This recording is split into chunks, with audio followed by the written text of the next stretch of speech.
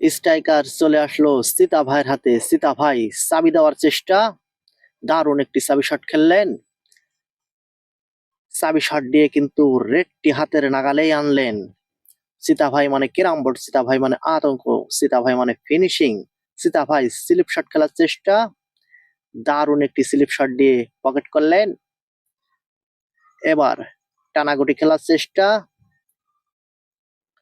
Wow, তিনি কিন্তু miss করে ফেললেন।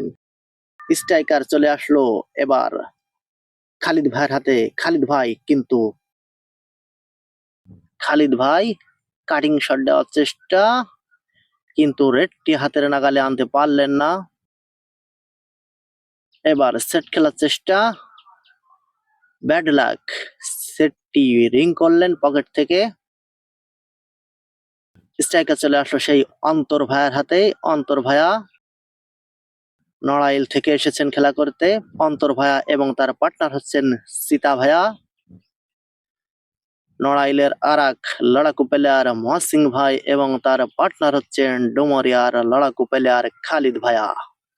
দেখেন চারটি ভালো প্লেয়ার। ব্যাড লাক অন্তর ভাইয়ার।